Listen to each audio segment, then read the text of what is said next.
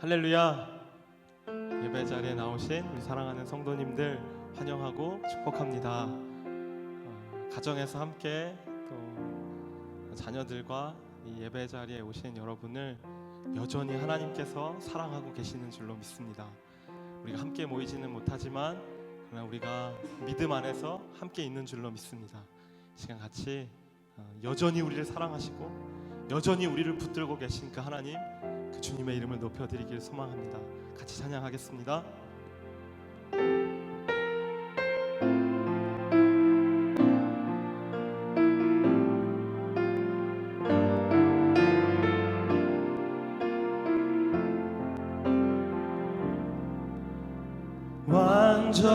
완전하신 나의 주, 의의 길로 날 인도하소서.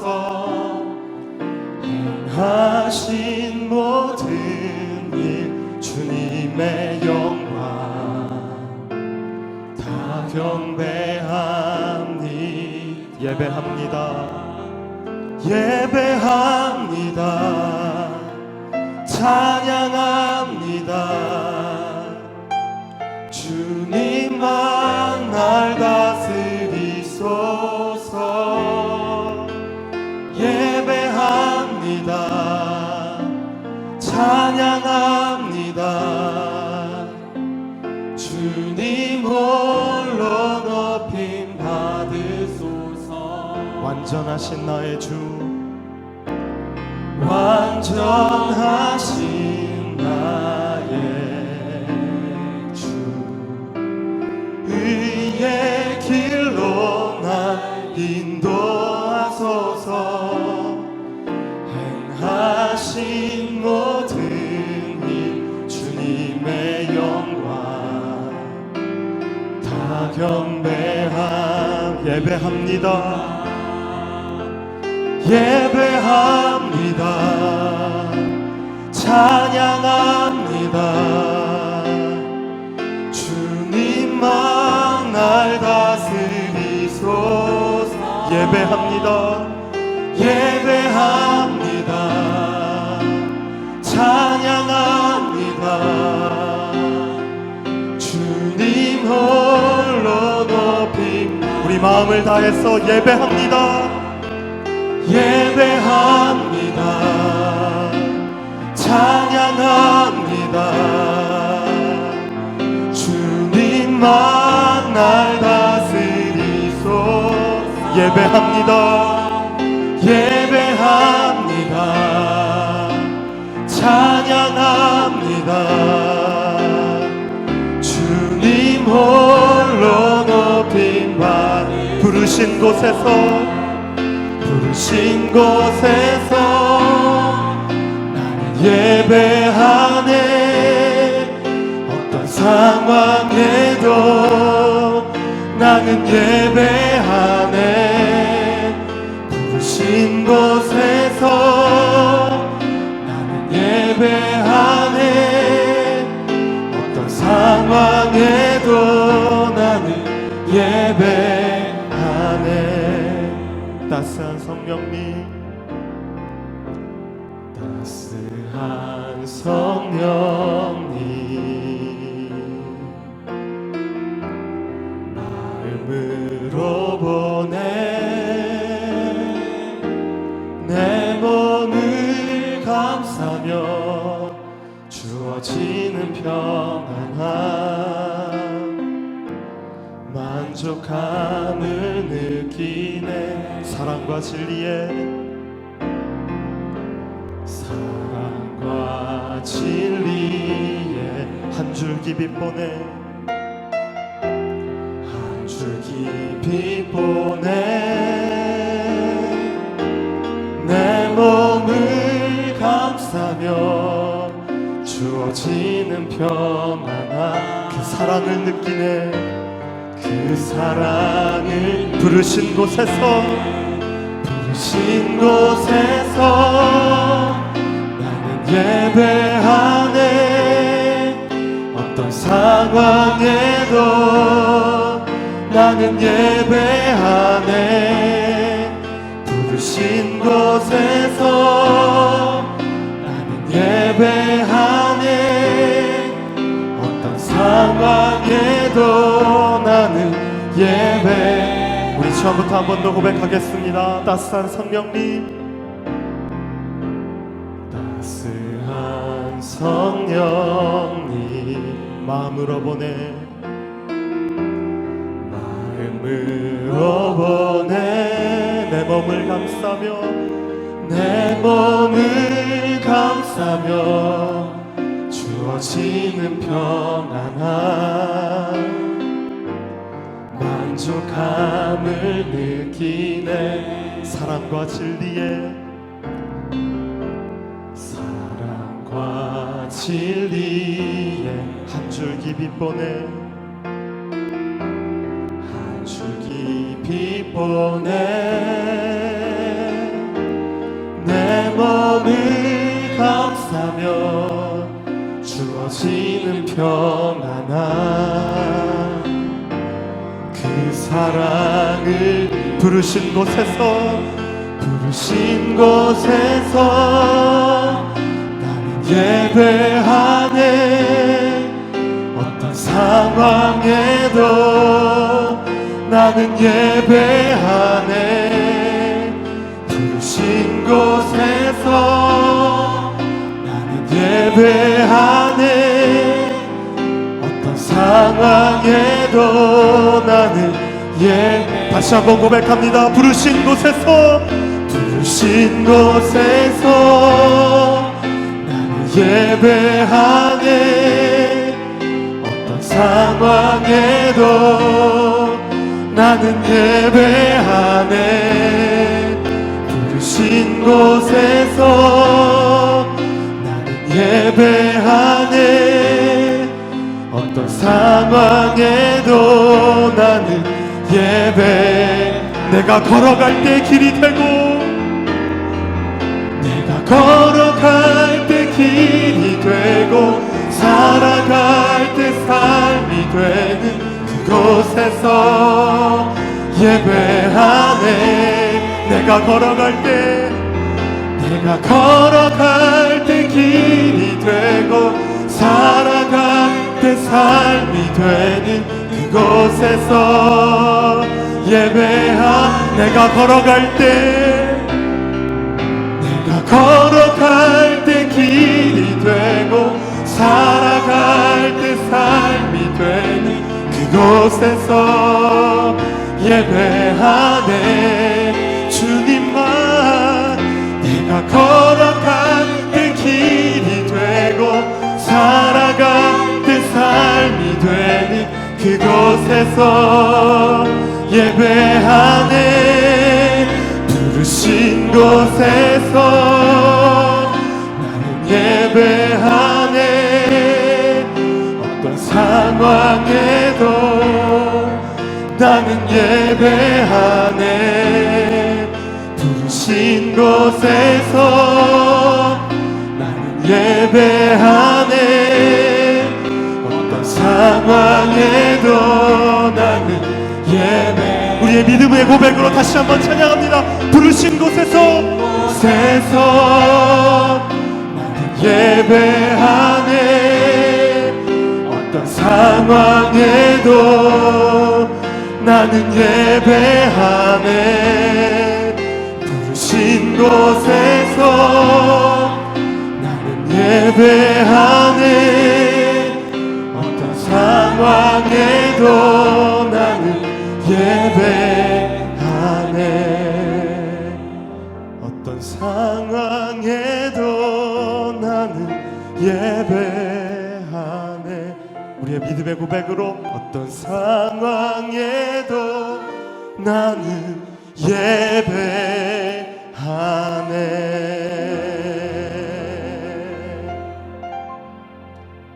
이 시간 있는 자리에서 함께 임재로 주님께 찬송 올려드리겠습니다.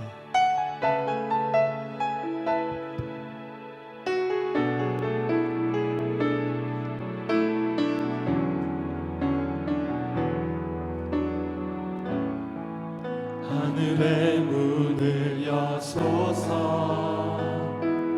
이 이곳을 주목하소서. 주를 향한 노래가 꺼지지 않으니 하늘을 열고 보소서. 이곳에 임재하소서. 주님을 기다립니다. 기도의 향기가 하늘에 닿으니 주여 임재하여 주소서. 이곳에 오셔서 이곳에 앉으소서. 이곳에서 드리는 예배를 받으소서. 주님의 이름만이 오직 주의 이름만 이곳에 이곳에 오셔서 이곳에 앉으소서. 이곳에서 드리는 예배를 받으소서. 주님의 이름만이 오직 주의 이름만 우리 함께 손들고 찬양합니다. 이곳에 오셔서 이곳에 앉으소서. 이곳에서 드리는 예배를 받으소서. 주님의 이름만이 오직 주의 이름만 이곳에 오셔서 이곳에 앉으소서. 이곳에서 드리는 예배를 받으소서. 주님의 이름만이 오직 주의 이름만 이곳에 있습니다. 오직 주의 이름만 이곳에 있습니다. 오직 주의 이름만 이곳에 있습니다.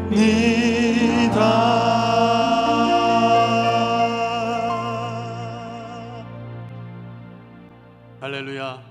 여호와는 나의 능력과 찬송이시요 또 나의 구원이 되셨도다. 의인의 장막에 기쁜 소리 구원의 소리가 있으며 여호와의 오른손이 높이 들렸으며 여호와의 오른손이 권능을 베푸시는도다. 하나님은 영이시니 예배하는 자가 영과 진리로 예배할지니라. 아멘. 전능하사 천지를 만드신 하나님 아버지를 내가 믿사오며 그 외아들 우리 주 예수 그리스도를 믿사오니 이는 성령으로 잉태하사 동정녀 마리아에게 나시고 본디오 빌라도에게 고난을 받으사 십자가에 못 박혀 죽으시고 장사한 지 사흘 만에 죽은 자 가운데서 다시 살아나시며 하늘에 오르사 전능하신 하나님 우편에 앉아 계시다가 저리로서 산 자와 죽은 자를 심판하러 오시리라.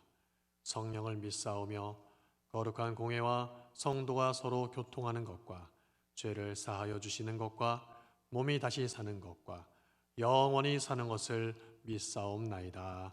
아멘. 찬송가 8장 하나님께 찬양드리겠습니다.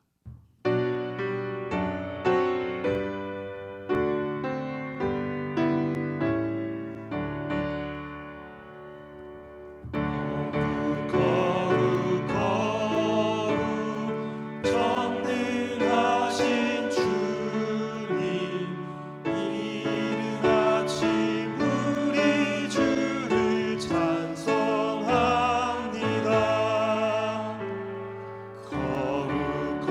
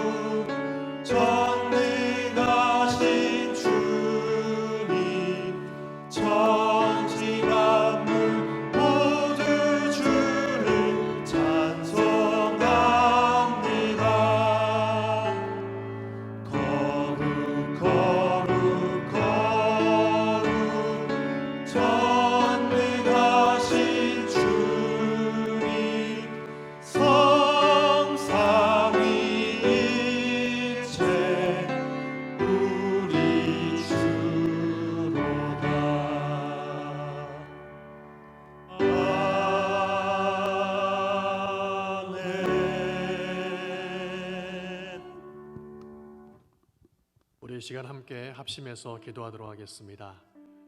이 위기의 순간 속에서 개인의 영성의 회복도 함께 일구어 나가며 또 우리 안에 허락해 주신 신앙의 공동체성이 흔들리지 않고 더욱더 견고히 세워질 수 있는 은혜를 주시기를 함께 기도합시다. 그리고 현장에서 뛰고 있는 의료진과 각 행정부처 직원들, 그리고 힘써 모든 것에 아낌없이 동참하는 자원봉사자들, 그리고 확진자들에게 이 모든 것을 감당할 수 있는 은혜를 주시기를 함께 기도합시다. 또한 경제적인 어려움에 처한 이들을 주님 긍휼히 여겨주시고 삶의 소망을 잃지 않기를 기도합시다. 바이러스 확산이 멈춰지고 치유와 회복을 통해서 이 사태가 하루빨리 종식될 수 있도록 우리 이 시간 같이 함께 마음을 모아 화면을 보면서 함께 합심하여 기도하며 나가겠습니다. 함께 기도합니다. 사랑해 주시옵소서.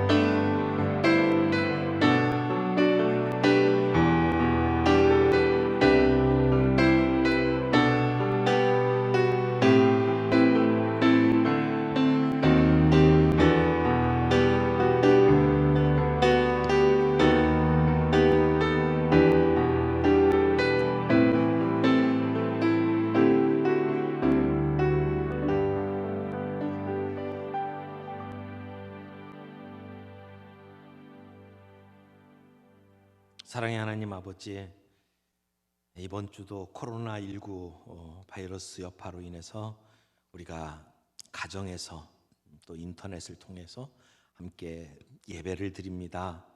사랑의 하나님, 이런 위기 속에서 우리 모두가 더욱더 예배의 중요성을 깨닫게 해 주시옵시고 우리의 경건 생활이 더욱더 든든히 세워지게 해 주시옵시고 우리 가족과 교회의 신앙의 공동체성이 더 흔들림 없이 견고해질 수 있도록 주님 은혜를 주시기를 간절히 원합니다. 하나님, 바이러스로 인해서 고통당하고 있는 우리 확진자들을 주님 붙드시고 치료해 주시기를 원합니다. 현장에서 뛰고 있는 의료진과 우리 행정부처 직원들, 자원봉사자들에게 주님 은혜를 주시옵소서. 그래서 이 어려움 속에서 바이러스 확산이 멈춰지게 해 주시옵시고 일상으로 돌아올 수 있는 은혜를 주님 허락해 주시기를 원합니다. 오늘도 함께 드리는 이 예배 가운데 하늘의 은혜로 채워 주시옵소서. 예수님의 이름으로 기도합니다. 아멘. 할렐루야. 우리 함께 예배에 참석한 모든 분들을 진심으로 환영합니다. 우리 성도 여러분들 한 분 한 분 참 뵙고 싶습니다. 바이러스로 인해서 지금 어려움이 계속 진행이 됩니다. 수도권 지역에서도 집단 감염으로 인해서 확산되고 있는 그러한 상황이고 또 전국 초, 중, 고등학교, 유치원까지 개학이 연기되는 그러한 상황을 맞이하고 있습니다.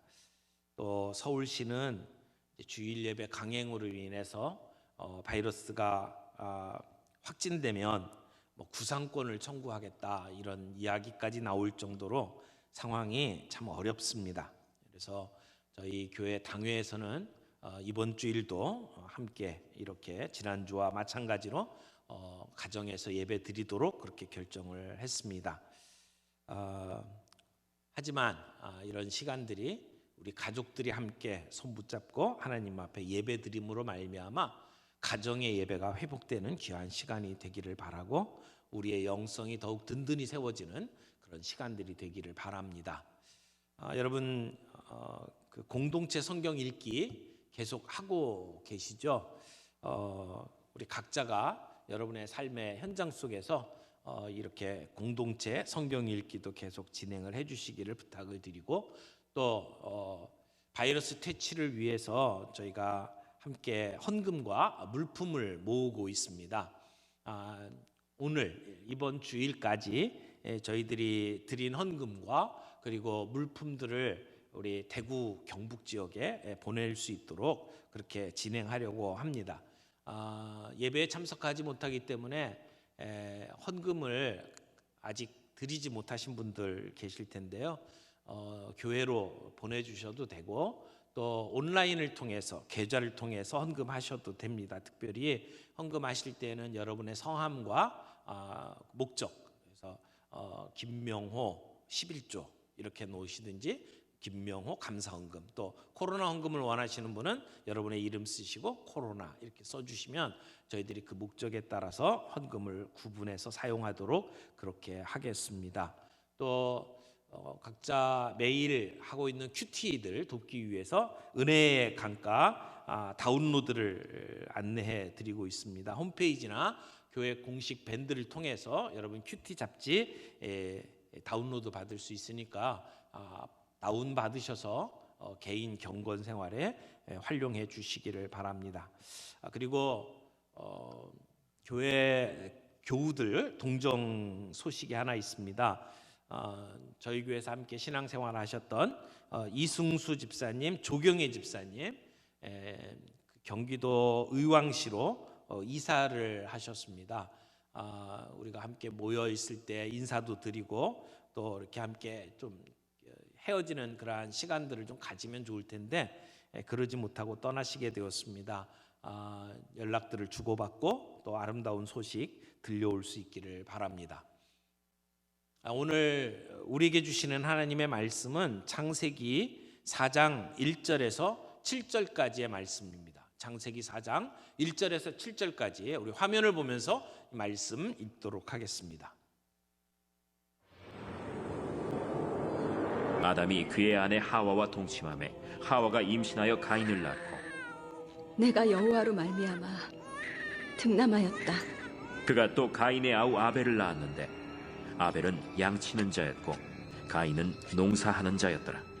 세월이 지난 후에 가인은 땅의 소산으로 제물을 삼아 여호와께 드렸고 아벨은 자기도 양의 첫 새끼와 그 기름으로 드렸더니 여호와께서 아벨과 그의 제물은 받으셨으나 가인과 그의 제물은 받지 아니하신지라. 가인이 몹시 분하여 안색이 변하니 여호와께서 가인에게 이르시되 네가 분하여 함은 어찌 됨이며 안색이 변함은 어찌 됨이냐. 네가 선을 행하면 어찌 낯을 두지 못하겠느냐. 선을 행하지 아니하면 죄가 문에 엎드려 있느니라. 죄가 너를 원하나 너는 죄를 다스릴지니라. 아멘. 오늘 우리는 하나님을 예배하기 위해서 이 자리에 모였습니다. 비록 코로나19 바이러스로 인해서 우리가 예배당에 한 자리에 모여서 예배를 드리지는 못하지만 우리의 삶의 현장 속에서 또 우리 가정 속에서 우리는 하나님께 무릎을 꿇고 두 손을 모아 함께 예배를 드립니다. 예배는 하나님께서 내게 베푸신 일에 대한 나의 반응입니다. 하나님께서 나를 사랑하신 것에 대한 나의 반응을 예배라고 이야기를 합니다. 로마서 12장 1절에 보면 하나님의 모든 자비하심으로 너희를 권하노니 이렇게 이야기하죠. 예배는 하나님의 자비하심의 근거에서 그분의 사랑과 그분의 베푸신 은혜에 대해서 우리가 함께 반응하는 것입니다. 그래서 우리의 상황을 보면 하나님이 먼저 움직이십니다. 하나님이 우리를 창조하시고 하나님이 우리를 구원해 주셨습니다.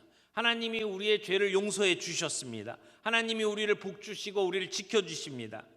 하나님이 우리를 향해서 베푸신 이 모든 것에 대해서 우리가 하나님께 반응하는 겁니다. 감사하며 찬양하며 나아가는 것이 예배입니다. 오늘 우리가 드리는 이 예배가 어떤 의미가 있는 것이고 어떻게 예배를 드려야 되는지에 대해서 오늘 본문은 우리에게 잘 가르쳐 주고 있습니다. 오늘 이 본문에 나온 내용은 우리 인류 역사상 첫 번째 제사를 드린 두 사람, 가인과 아벨에 관한 이야기를 하고 있습니다. 그들이 드렸던 제사를 보게 되면 참된 예배가 무엇이고 가짜 예배가 무엇인지를 우리는 볼 수가 있습니다.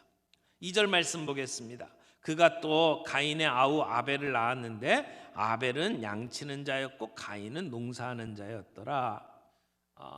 아담과 하와가 두 아들을 낳습니다. 형의 이름은 가인이고 동생의 이름은 아벨입니다.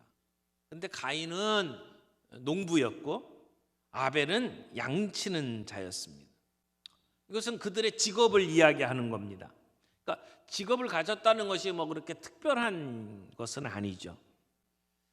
어떤 면에서 아담의 일이 농사짓는 일이었기 때문에 가인은 장남으로서 아버지의 일을 물려받은 것처럼 보입니다.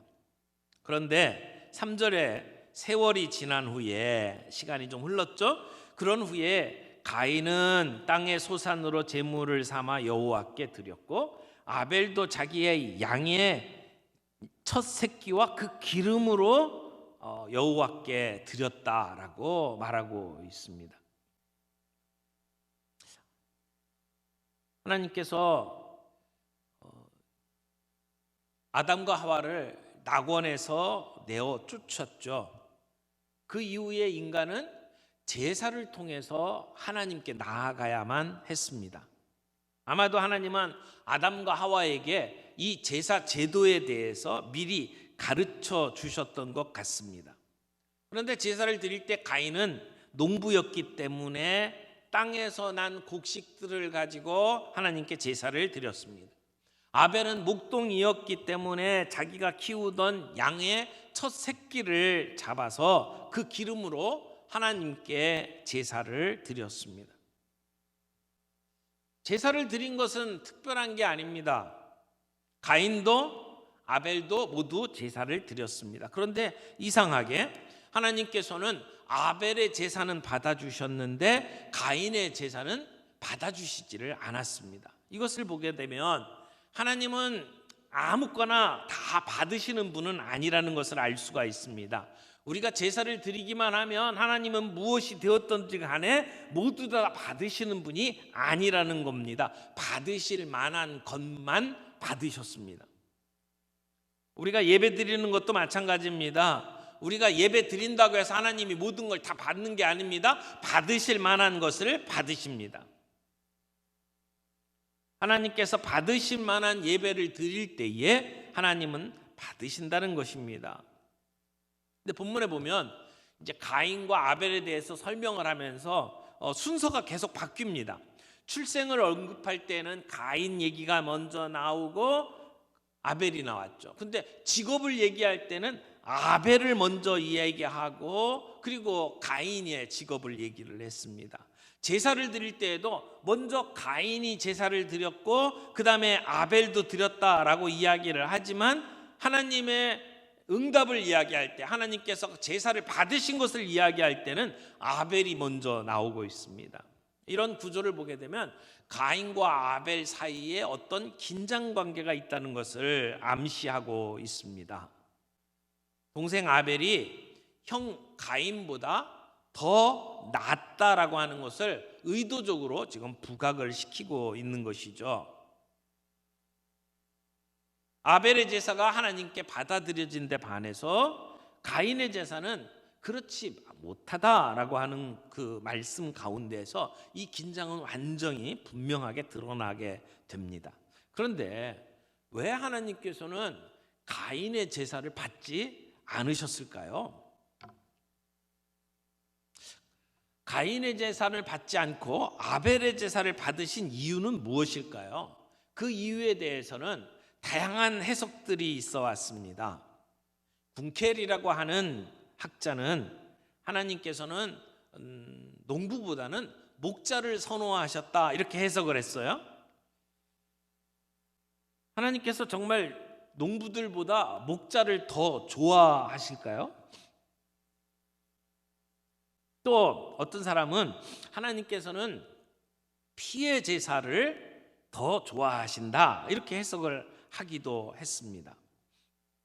그러니까 아벨의 제사처럼 피의 제사를 드리지 않았기 때문에 하나님은 가인의 제사를 받지 않았다, 이렇게 해석을 하는 거죠.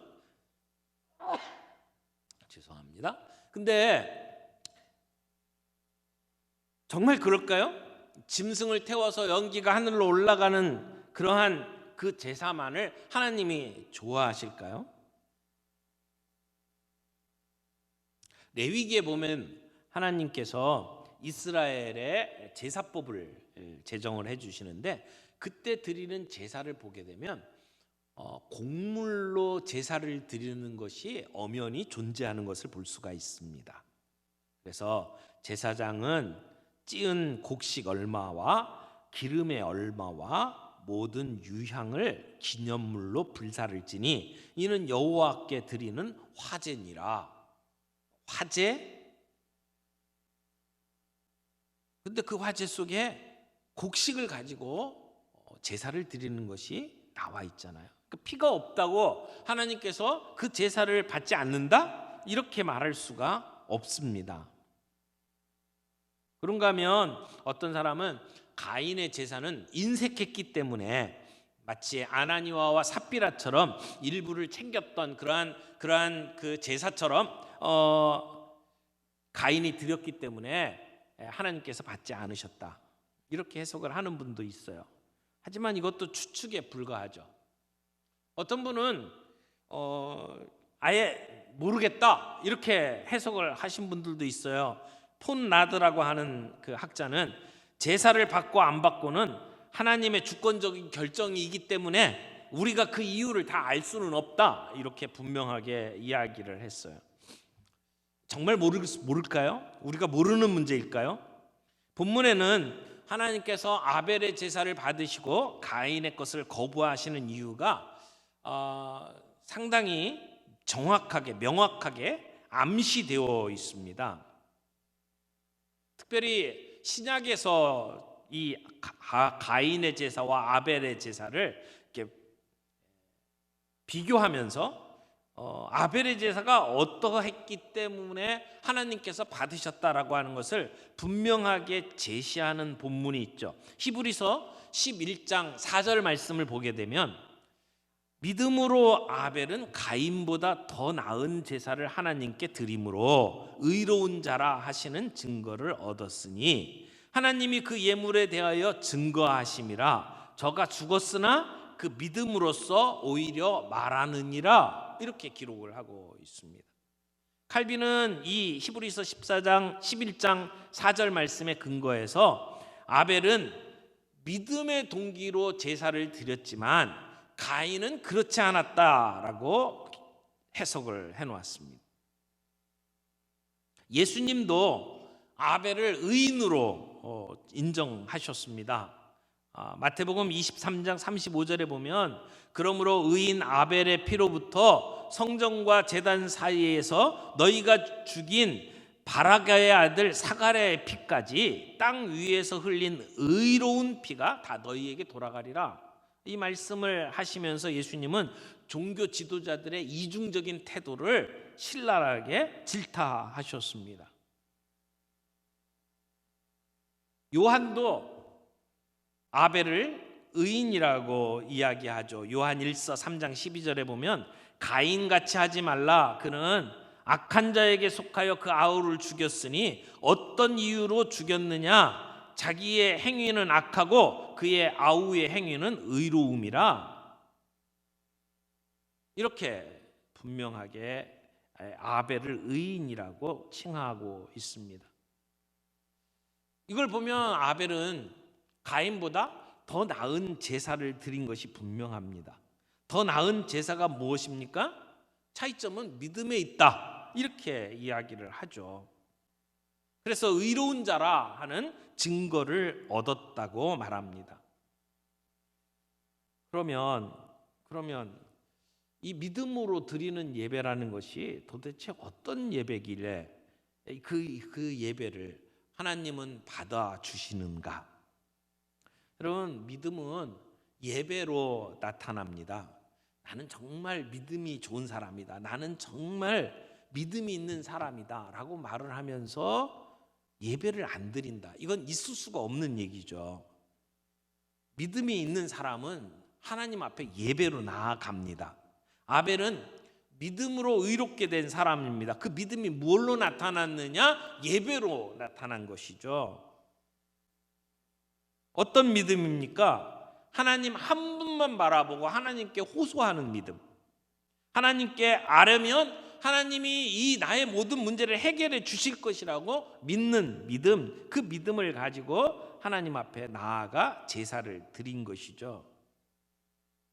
근데 오늘 이 창세기 본문 말씀에 보면 그런 믿음으로 드리는 예배의 모습을 우리가 한 3가지 정도로 살펴볼 수 있다고 생각을 합니다. 우리 본문 안에서 찾을 수 있는 믿음의 예배의 모습. 첫 번째, 구별하여 준비한 예배를 드리라, 이렇게 말할 수 있을 것 같습니다. 왜냐하면 이 아벨과 가인의 제사를 비교해 보면 가인에게는 표현하지 않은 그러한 내용이 아벨에게 나타납니다. 아벨의 제물에는 첫 열매라는 표현을 쓰고 있고 기름진 것으로 드렸다, 이런 표현을 쓰고 있어요. 그런데 가인에게는 땅의 소산물로 제사를 드렸다라고 설명을 하고 있죠. 여기 아벨의 첫 열매, 또 기름진 것이라고 하는 표현은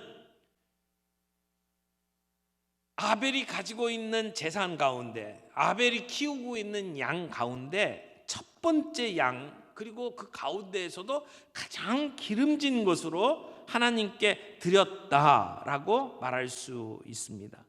자기의 양떼 가운데에서 첫 번째 새끼 가운데 가장 기름진 것으로 하나님께 드렸다. 그러니까 자기가 키우던 양 가운데 아무거나 잡아가지고 하나님께 드린 게 아닙니다. 첫 새끼를 드린 겁니다. 이 첫이라고 하는 표현은 굉장히 중요합니다. 레위기에서 제사 제도를 연구해 보면 이 첫 번째라고 하는 것이 아주 중요한 의미가 있는 것을 발견할 수 있습니다. 그래서 첫 번째 열매, 첫 번째 땅의 소산은 하나님께 드려라, 이렇게 이야기를 하죠. 출애굽기 13장 2절에 보면 이스라엘 자손 중에서 사람이나 짐승을 막론하고 태에서 처음 난 모든 것은 다 거룩히 구별하여 내게 돌리라, 이는 내 것이니라, 이렇게 말씀을 하십니다.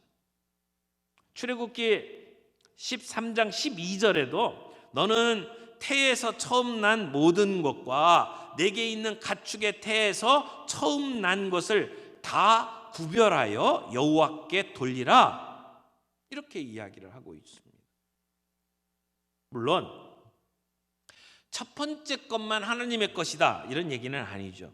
모든 것이 다 하나님의 것인데 그 중에 제일 좋은 것, 제일 깨끗한 것, 첫 번째 얻은 것, 이것을 하나님께 드림으로 말미암아 내가 가지고 있는 모든 것이 다 주님의 것입니다 라고 고백하는 신앙을 이렇게 표현하는 것이라고 말할 수 있습니다. 그래서 하나님께서는 구약에서 제사를 드릴 때 첫 번째 것을 드려라 라고 요구를 하시는 것입니다. 그래서 첫 번째 것은 하나님의 것이다 라고 하는 것을 이 아벨은 알고 있었습니다. 그렇다면 가인도 분명히 그것을 알고 있었을 것입니다. 아벨은 자기의 양 가운데에서 가장 귀한 첫 새끼와 그 기름진 것으로 하나님께 구별하여 드렸습니다. 그러니까 아벨은 예배를 드리기로 오기 전에 하나님께 드릴 예배를 준비한 겁니다. 아벨이 드렸던 그 양의 첫 새끼와 그 기름 속에는 하나님을 향한 믿음과 소망과 사랑을 담았습니다. 반면에 가인은 어떻습니까? 다른 표현이 없어요. 때가 돼서 혹은 별 생각 없이 아벨을 따라서 제사를 드린 겁니다. 아벨은 하나님의 약속과 기대를 알고 있었고 하나님의 그 약속과 기대에 따라서 믿음으로 제사를 드렸습니다마는 가인에게는 그런 것이 없었다는 것입니다. 아벨은 하나님을 기쁘시게 하려고 최선을 다했지만 가인은 그저 의무를 수행했을 뿐입니다. 아벨은 마음속 깊은 곳에서 진정한 우러나오는 예배를 드렸지만 가인은 형식에 치우치고 그저 때에 따라서 드리던 그런 의무의 제사를 드렸던 것이죠.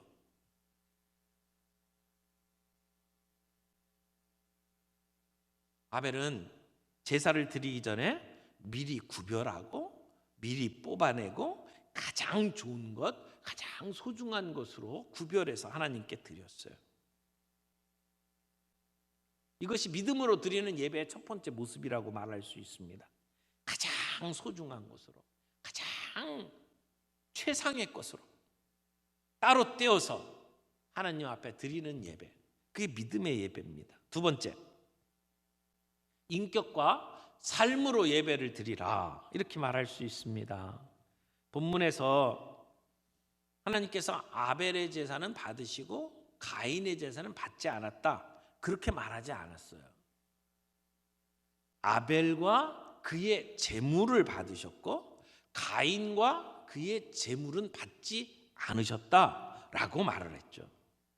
여기 받다라고 하는 이 히브리어는 주목하다, 관심 있게 보다, 이런 의미를 가지고 있어요.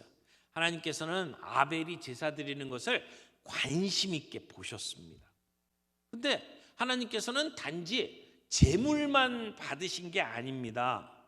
제물과 함께 제물을 드리는 그 사람을 받으셨다는 겁니다. 그러니까 제물을 드리는 행위와 그 제물을 드리는 행위자의 마음이 따로 노는 게 아니라는 것입니다. 하나님은 아벨의 제물만 받은 게 아닙니다. 아벨을 받으셨습니다. 하나님은 가인의 제물만 거절하신 것이 아닙니다. 가인을 거절하신 것입니다. 이 두 사람의 제사를 언급하면서 제물에 앞서서 그 제물을 드린 사람을 언급하고 있는 것을 우리는 눈여겨봐야 합니다. 제물을 드리는 사람이 누구냐? 그 사람이 어떤 삶을 살고 있고 어떤 인격을 가지고 있느냐가 중요하다는 겁니다. 그러므로 제물과 예배자는 결코 분리될 수가 없습니다. 더군다나 7절 말씀에 보면 안색이 변해서 화를 내고 있는 가인에게 하나님이 이렇게 말씀하시죠. 내가 선을 행하면 어찌 낯을 들지 못하겠느냐. 여기 선을 행하면이라고 하는 표현이 나오죠. 쉬운 성경을 보니까 이 선을 행하면이라고 하는 것을 이렇게 표현했어요. 좋은 마음을 품고 있다면 어찌 얼굴을 들지 못하겠느냐.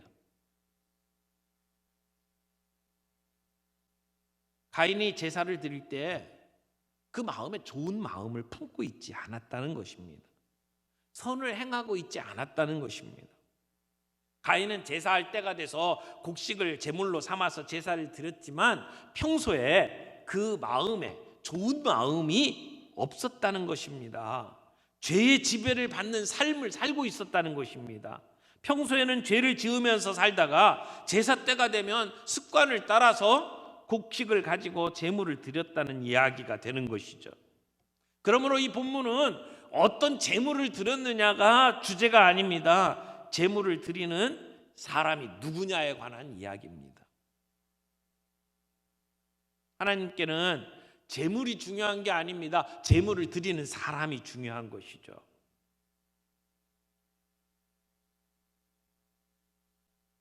아벨이 하나님께 드린 제사는 그의 삶 전체를 드린 제사였습니다.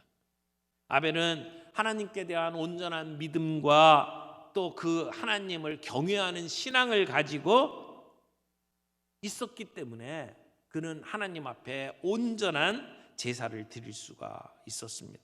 예배의 핵심은 누가 드리느냐라고 하는 것이죠. 어떤 동기와 어떤 태도를 가지고 제사를 드리느냐. 그래서 우리는 하나님 앞에 예배 드릴 때에 삶으로 예배 드려라, 이렇게 말할 수 있습니다. 진정한 예배는 이 예배당에서 이루어지는 게 아닙니다. 여러분의 성경 공부 모임에서 예배가 진정한 예배가 일어나는 게 아닙니다. 큐티하는 시간에 진정한 예배가 일어나는 게 아니라는 겁니다. 우리의 일상생활 속에서 우리가 날마다 하고 있는 일들, 흔하게 하고 있는 일들 속에서 진정한 예배가 이루어진다, 그렇게 말할 수가 있다는 것입니다. 하나님, 제가 하나님의 영광을 위해서 지금 이 쓰레기를 치우겠습니다. 하나님, 제가 하나님의 영광을 위해서 지금 이 공부를 하겠습니다. 제가 하나님의 영광을 위해서 저 밭에 있는 잡초를 뽑겠습니다. 내가 하나님의 영광을 위해서 내게 주어진 이 직장에서 일을 하겠습니다. 하나님, 내가 하나님의 영광을 위해서 내 건강을 돌보며 다이어트를 하고 운동을 하겠습니다. 하나님을 위해서 하는 일이라면 모든 것이 예배의 행위가 될 수 있습니다. 우리가 늘 해오던 대로 직장에 나가서 일을 하는, 업무를 보는 그 모든 일들이 하나님을 위해서 한다고 그 일을 한다면 그 모든 일이 예배로 바뀐다는 것입니다. 우리가 하고 있는 흔한 일, 진부한 일들이 예배로 바뀌게 된다는 겁니다. 하나님은 그런 예배를 기뻐하십니다. 그렇게 할 때 우리는 우리의 삶을 예배로 드리는 것이죠. 우리의 몸을 하나님이 기뻐하시는 제물로 드리는 것입니다. 진정한 예배는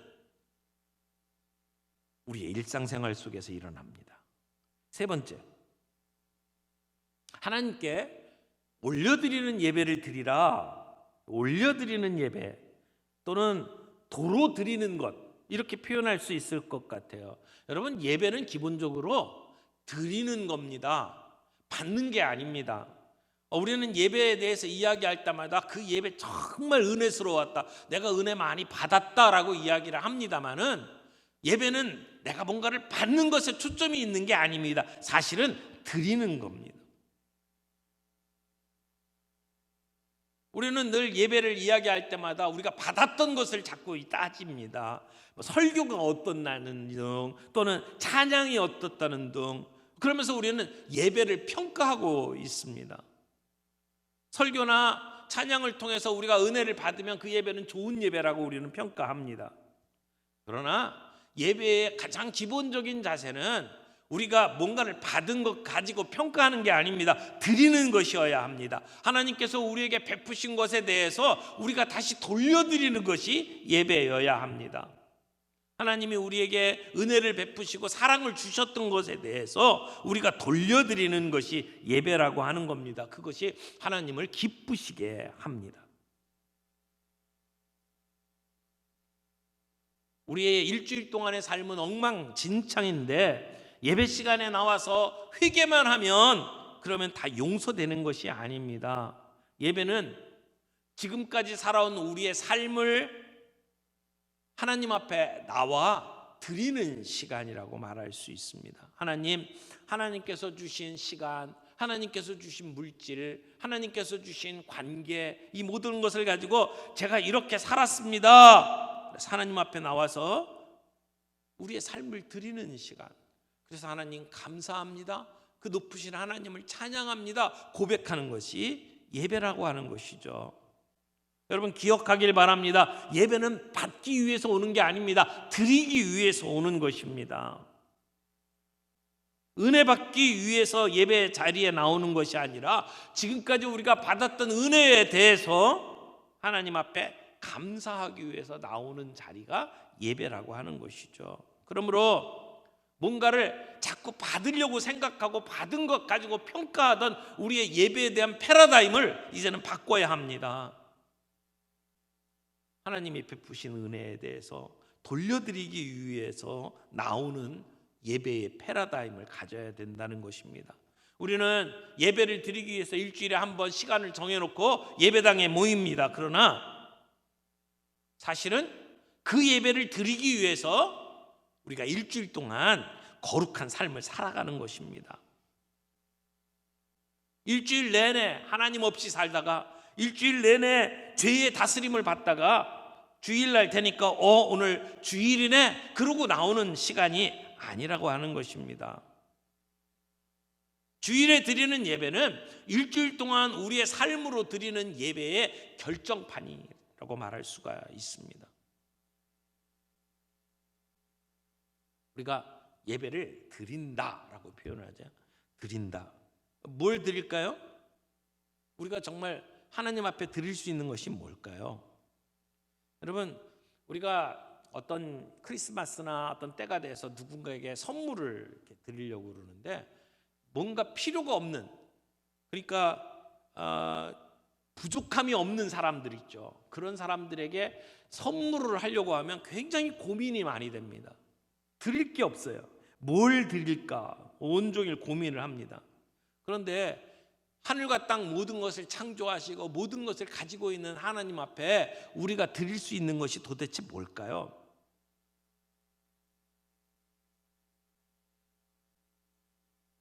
마태복음 22장 37절 38절에서는 우리가 드리는 예배를 이렇게 설명했어요. 예수께서 이르시되 내 마음을 다하고 목숨을 다하고 뜻을 다하여 주 너희 하나님을 사랑하라 하셨으니 이것이 크고 첫째 되는 계명이요. 하나님은 우리의 사랑을 원하십니다. 우리의 사랑을 주님 앞에 드려야 합니다. 근데 어떻게 하나님께 사랑을 드려야 합니까? 마음을 다해. 하나님을 향한 우리의 애정을 담아서 열정적으로 하나님 앞에 드려야 합니다. 목숨을 다해 우리의 영혼을 담아서 간절한 것으로 하나님 앞에 드려야 합니다. 뜻을 다해. 이것은 우리의 생각을 다 동원하고 지성을 동원해서 의지적으로 하나님 앞에 사랑을 드려야 된다고 말을 하는 겁니다. 그런 것을 보면 결국 예배는 하나님께 우리의 모든 관심을 집중해서 하나님을 생각하고 그분 앞에 우리의 사랑을 내어놓는 것이 예배다, 그렇게 말할 수가 있습니다. 여러분, 우리가 찬양을 하거나 하나님 앞에 기도한다고 하면서 건성으로 했던 적이 있지 않습니까? 식사 기도하면서 어쩌고 저쩌고 기도를 했는데 식사 후에 내가 기도를 했나? 이런 생각이 들 때가 있잖아요. 그건 생각 없이 기도를 했다는 얘기잖아요. 그냥 형식적으로 무의식적으로 했다는 얘기 아닙니까? 그러니까 우리가 하나님 앞에 기도할 때, 찬양할 때 정말 우리의 생각, 의식이 온전히 그분에게만 초점을 맞추는 것, 그것이 예배라고 말할 수 있습니다. 그런 면에서 우리 모든 성도는 예배자입니다. 예배의 챔피언이 되어야 합니다. 근데 예배를 생각할 때 이 두 가지를 늘 생각하면서 균형을 갖추면 참 좋겠다, 이렇게 생각이 들어요. 뭐냐면 예배, 그러면 기본적으로 우리가 시간을 정해놓고 공동체로 모여서 드리는 예배가 있잖아요. 주일날 9시, 11시 우리가 시간을 정해놓고 한자리에 모여서 예배를 드립니다. 우리가 이걸 공예배라고 표현을 하죠. 우리가 시간을 정해놓고 하나님 앞에 드리는 이 예배는 우리가 살아가는 우리의 삶 가운데 가장 소중한 시간, 가장 우선순위를 둬야 되는 시간, 우리의 삶의 가장 엑기스와 같은 시간, 그런 시간이 되어야 된다고 생각을 합니다. 그래서 그런 시간을 위해서 미리 준비하고 최상의 것으로, 그리고 정말 준비되어서 드리는 그러한 예배가 되어야 된다고 생각해요. 그 예배에 관객이 있다면 오직 한 분, 하나님만입니다. 하나님만 그 예배를 받으셔야 합니다.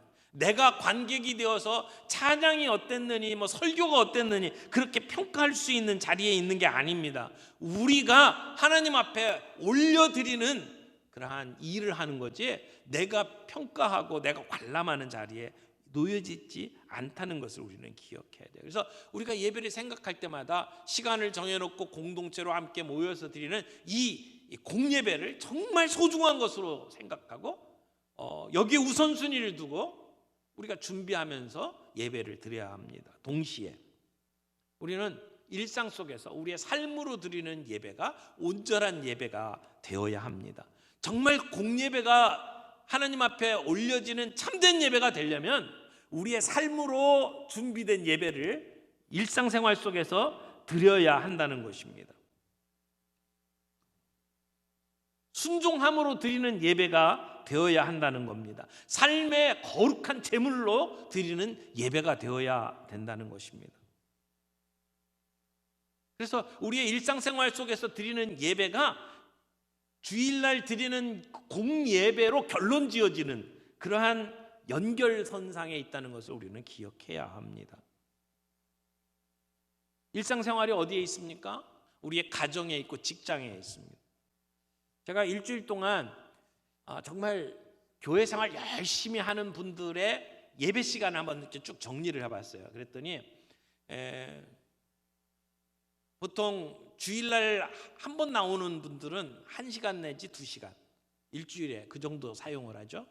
조금 더 예배에 참석하시는 분들은 한 4시간 정도 보통 예배에 시간을 사용을 합니다.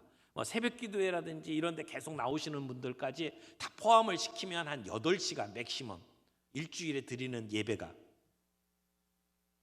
근데 우리의 직장 생활은 어느 정도 됩니까? 하루에 8시간씩 5일 근무했다. 5, 8이 40시간이죠. 보통 평균 주일 예배를 포함해서 예배 드리는 시간이 4시간 정도 된다면 직장에서 사용하는 시간은 40시간, 10배예요. 어떤 경우에는 20배 정도 차이가 날 수 있다고 생각을 합니다. 근데 우리의 직장에서 드리는 삶이 정말 예배인가요? 우리의 삶이 정말 예배가 되도록 우리는 그렇게 준비하고 훈련 받았나요? 우리가 한 자리에 모여서 드리는 예배뿐만 아니라 이 자리를 떠나서 우리의 일상생활 속에서 드리는 삶이 예배가 되도록 해야 합니다. 우리의 몸이 살아있는 예배가 되도록 만드는 것이 필요하다는 것이죠. 오늘 바이러스 때문에 우리가 이렇게 힘든 시기를 보냅니다. 이런 시기에 이웃을 돌아보면서 우리가 감염을 예방하기 위해서 안전수칙을 잘 지키는 것도 예배일 수 있습니다. 정말 우리가 함께 모여서 공예배를 드리고 싶은데 우리의 권리를 포기하고 뿔뿔이 흩어져서 가정에서 예배를 드리는 것도 우리의 사회를 섬기는 예배일 수 있습니다. 전염병으로 고통받고 있는 세상이 오늘 교회를 향해서 도움의 손길을 요청하고 있는 상황 속에서 오늘 우리의 예배의 형태를 바꿔서 우리가 흩어져서 예배를 드리고 있는 것도 분명히 섬김입니다. 강도 만난 이웃을 향해서 교회가 섬기는 것은 예배입니다. 이 힘든 상황 속에서 우리가 서로를 배려하기 위해서 마스크를 쓰는 것도 예배이고, 어려운 경제 상황 속에서 힘들어하는 세입자를 위해서 월세를 깎아주는 것도 예배입니다. 여분의 마스크를 모아서 마스크를 구하지 못해 발을 동동 구르고 있는 사람들에게 보내주는 것도 예배입니다.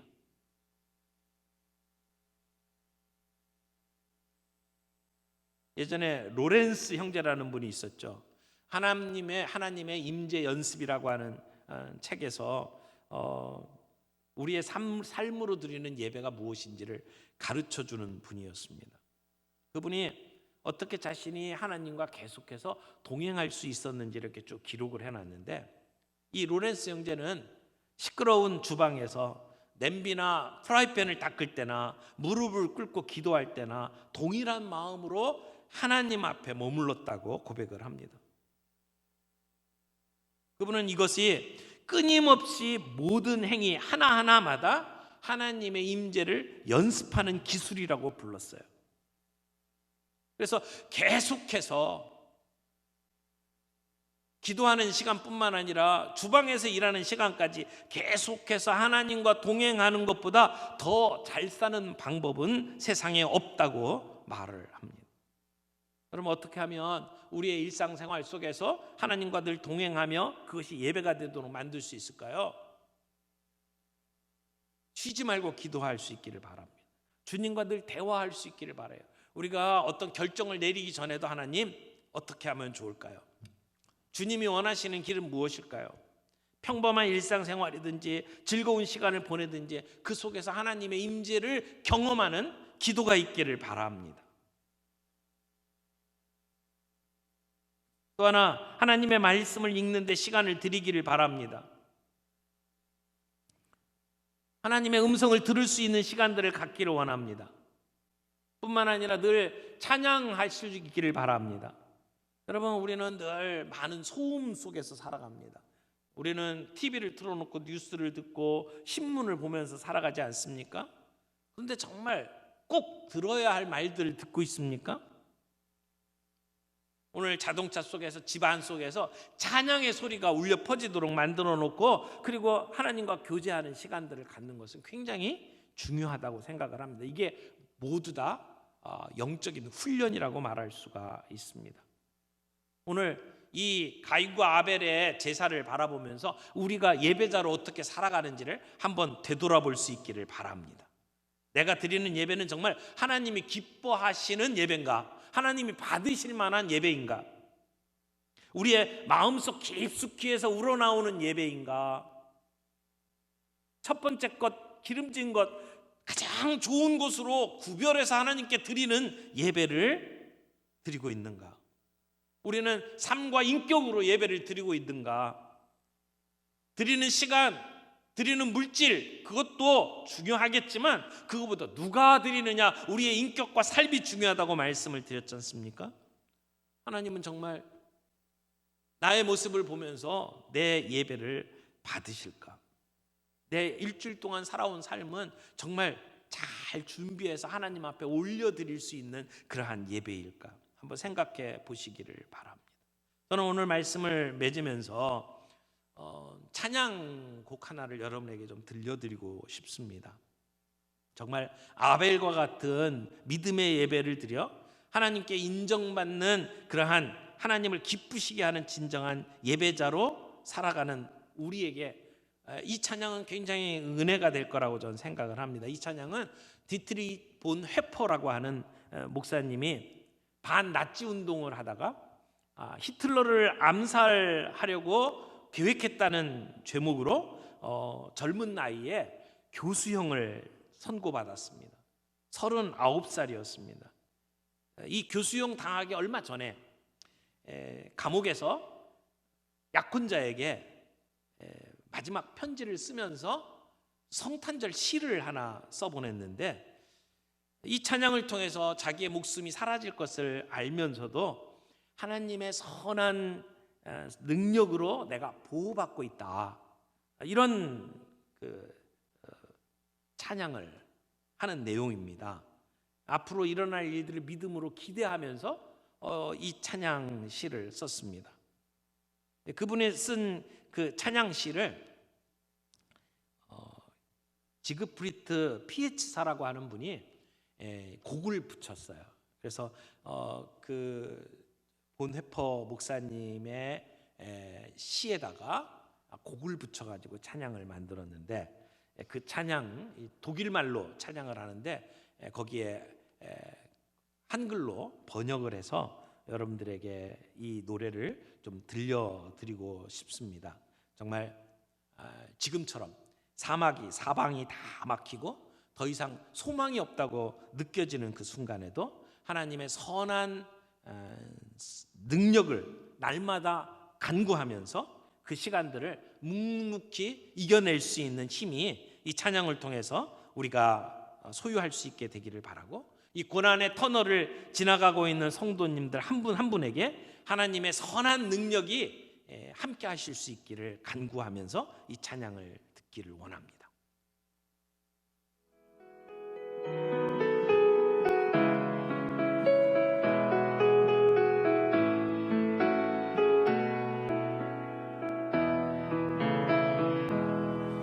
Von guten Mächten treu und still umgeben, behütet und getröstet wunderbar. So will ich diese Tage mit euch leben und mit euch gehen in ein neues Jahr. Von guten Mächten wunderbar geborgen, erwarten wir getrost, was kommen mag. Gott ist mit uns am Abend und am Morgen und ganz gewiss an jedem neuen Tag. Noch will das Alte unsere Herzen quälen, noch drückt uns böser Tage schwere Last. Ach Herr, gib unseren aufgescheuchten Seelen das Heil, für das du uns bereitet hast. Von guten Mächten wunderbar geborgen, erwarten wir getrost, was kommen mag. Gott ist mit uns am Abend und am Morgen und ganz gewiss an jedem neuen Tag. Lass warm und still die Kerzen heute flammen, die du in unsere Dunkelheit gebracht. Für wenn es sein kann, wieder uns zusammen. Wir wissen es, dein Licht scheint in der Nacht. Von guten Mächten wunderbar geborgen, erwarten wir getrost, was kommen mag. Gott ist mit uns am Abend und am Morgen und ganz gewiss an jedem neuen Tag. 아멘. 우리 같이 기도하겠습니다. 하나님, 한 자리에 모여서 공동체가 드리는 예배를 우리의 삶의 최우선에 놓게 해 주시옵시고, 동시에 일상생활 속에서 우리의 삶으로 드리는 예배를 우리 하나님 기뻐 받으실 만한 예배로 올려드리는 저희가 되게 해 주시기를 원합니다. 하나님, 늘 이기적으로 받기만을 원했던 우리의 예배가 이제는 하나님께 온전히 올려드리는 그런 예배가 되게 해 주시옵시고, 하나님께서 우리에게 베풀어 주신 그 사랑과 그 선한 손의 도우심을 저희들이 감사로 되돌려 드리는 예배가 계속 이어지게 해 주시기를 원합니다. 오늘 이 찬양처럼 선한 능력에 든든히 쌓여서 큰 보호받고 위로받으면서 이 힘든 시간들을 감당해 나갈 수 있도록 주님 은혜를 주시기를 원합니다. 그 선한 힘에 보호받으면서 무슨 일이 닥쳐도 담대하게 승리하는 저희들 되게 주시기를 원합니다. 오 주님, 우리의 상한 영혼들을 주님의 손으로 치유해 주시기를 원합니다. 이 바이러스의 공포에서 우리를 지켜 주시옵시고, 우리와 함께 하시는 그 하나님의 동행을 우리가 늘 확신하면서 다시 일어설 수 있는 저희들이 되게 해 주옵소서. 예수님의 이름으로 기도합니다. 아멘. 이 시간 우리 준비한 헌금 우리 하나님 앞에 올려드리면서 우리 같이 나는 예배자입니다. 이 찬양 같이 할 수 있기를 바랍니다.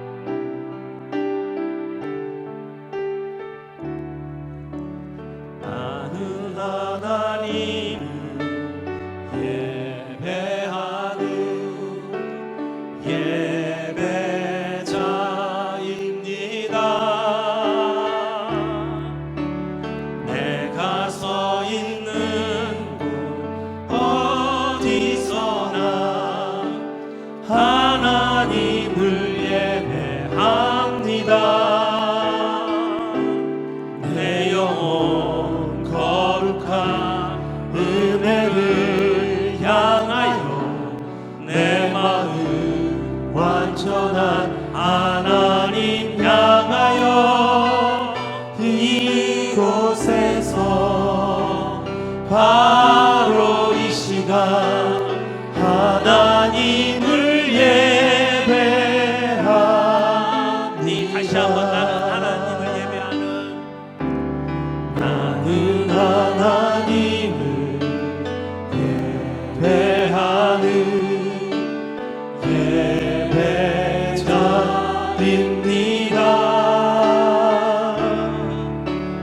내가 서 있는 곳 어디서나 하나님을 예배합니다.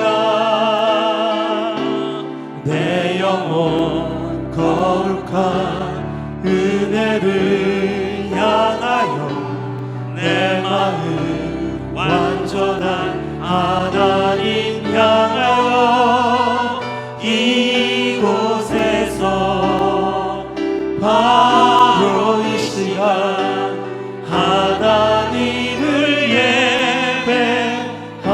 마지막으로 한 번만 더 합니다. 나는 하나님을 예배하는 예배자입니다. 내가 서 있는 곳 어디서나 하나님을 예배합니다. 내 영혼 거룩한 은혜를 향하여 내 마음 완전한 하나님 향하여 이곳에서 바로 이 시간 하나님을 예배합니다. 이 시간 헌금을 위해서 잠깐 기도하겠습니다. 사랑의 하나님, 주님이 베푸신 이 모든 시간과 물질, 내가 가지고 있는 영향력, 이것이 내게 아니고 우리 주님의 것임을 선포하며 이 시간 11조를 드리고 감사 헌금을 드리고 또 어려움을 당한 사람들을 향해서 우리가 목적 헌금을 드립니다. 하나님, 바치는 손길 주께서 기억하시고 우리가 더욱더 많은 것으로 주님 앞에 올려드리며 더욱더 많은 것으로 우리 옆에 있는 사람들을 향하여 베풀 수 있는 풍성함이 있게 해주시기를 원합니다. 하나님, 우리 성도 가운데 건강이 연약한 분들이 있습니다. 주님 찾아가셔서 위로해 주시고 주님 치료해 주시기를 원합니다. 일으켜 세워 주시기를 원합니다. 특별히 이 코로나19 바이러스로 인해서 고통당하고 있는 우리 지체들, 육체적으로나 경제적으로나 참 힘든 시간들을 보내고 있는 우리 형제 자매들을 주님 찾아가셔서 붙드시고 하나님의 선한 능력의 손으로 보호해 주시고 일으켜 세워 주시옵소서. 하나님, 이 힘든 시간 속에서 우리의 믿음이 더욱더 하나님을 향하여 나아가게 하시고 우리의 영성이 더욱더 든든히 세워지는 시간 되게 해 주옵소서. 예수님의 이름으로 기도합니다. 아멘. 우리 공동체 고백하고 주기도문송 하겠습니다. 우리는 세상으로부터 부름받은 하나님의 백성입니다. 또한 세상 속으로 보냄받은 그리스도의 제자입니다. 하나님을 영화롭게 하는 예배자가 됩시다. 이웃에게 열심히 복음을 전하는 증인이 됩시다. 한몸된 교제를 나누는 건강한 지체가 됩시다. 아낌없이 사랑을 실천하는 봉사자가 됩시다. 훈련을 통해 그리스도를 따르는 성숙한 성도가 됩시다. 그리하여 우리 모두 하나님을 기쁘시게 하는 성령 충만한 생명의 공동체가 됩시다. 아멘.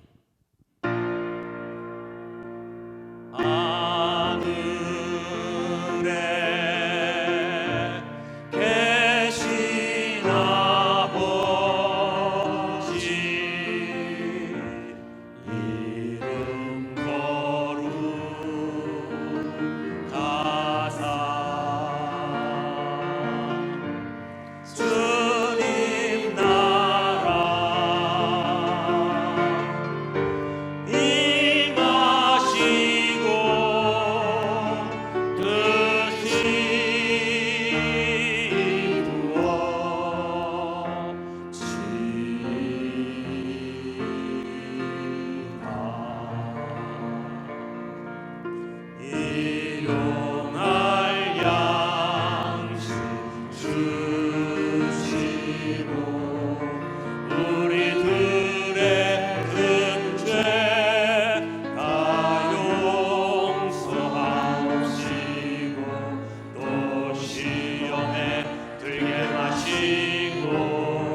악에서 구원하소서.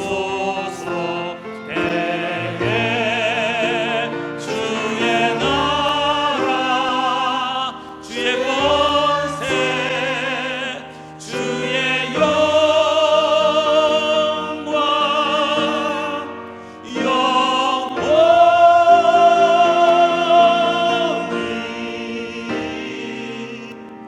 아멘.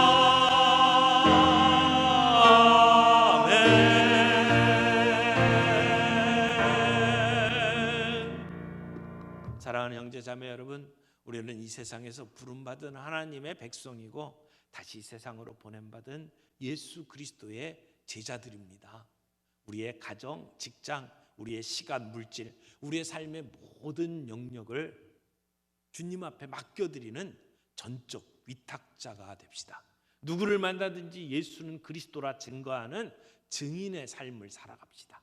오늘 우리에게 맡겨주신 모든 일에 예수님처럼 엎드려 형제 자매들의 발을 씻기는 종된 삶을 살아갑시다. 오늘도 주님 이런 제자들을 찾고 계십니다.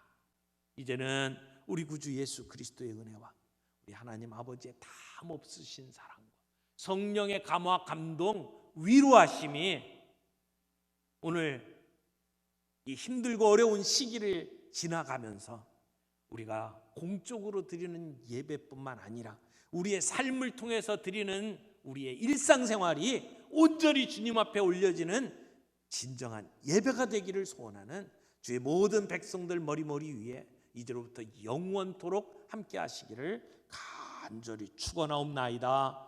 아멘.